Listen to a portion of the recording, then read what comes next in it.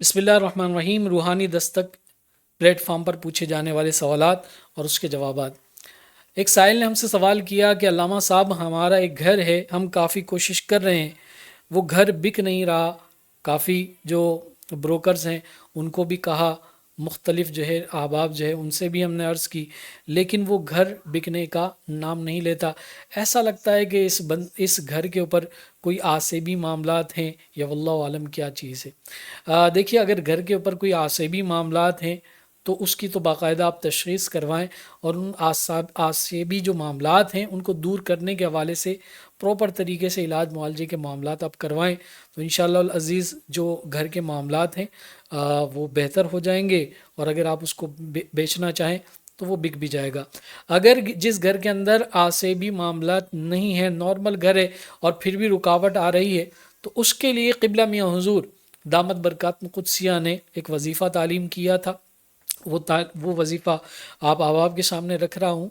41 दफ़ा सूरे कदर पढ़ी जाए रोज़ाना इशा की नमाज के बाद, अव्वल आखिर 11 मरतबा दुरूद शरीफ के साथ सूरे कदर, इन्ना अंज़लनाहु फ़ी लैलतिल क़द्र वमा अदराका मा लैलतुल क़द्र, ये पूरी सूरत सूरे कदर 41 दफ़ा पढ़ी जाए।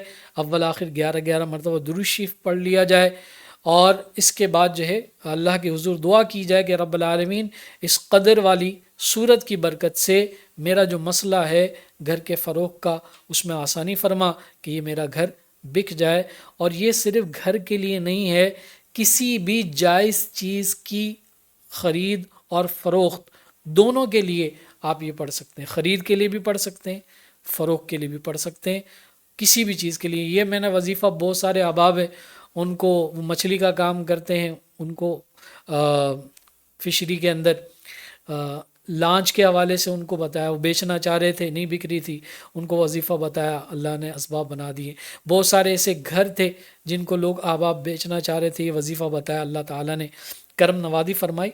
तो बहुत सारे अहबाब में ख़रीदना चाह रहे थे किसी चीज़ को, जैसे एक साहब हैं वो एक गाड़ी ख़रीदना चाह रहे थे, लेकिन जो बेचने वाला है बाहर है वो नहीं बेच पा रहा था, तो अल्लाह ताला ने असबाब बनाए तो उन्होंने जो है वो गाड़ी ख़रीद ली।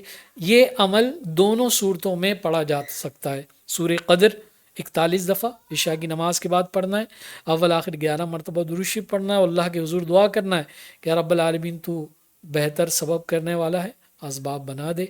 और इंशाअल्लाह ज़रूर असबाब बनेंगे। जब ये आप ख़रीद लें या बेच दें तो उसकी जो कीमत आपको मिल जाए तो उससे कुछ ना कुछ रकम नेक राह में, सही राह में, अच्छी जगह पर ज़रूर ख़र्च करें, इसका फ़ायदा होगा। अल्लाह ताला हमें अमल की तौफ़ीक़ अता फ़रमाए। हमारे किसी भी अमल या वजीफ़े से आपको अगर फ़ायदा पहुँचता है तो हमारे लिए, हमारे बुज़ुर्गों के लिए और सिलसिले के जितने भी बुज़ुर्ग हैं उन सब के लिए ज़रूर दुआ कीजिएगा। शुक्रिया।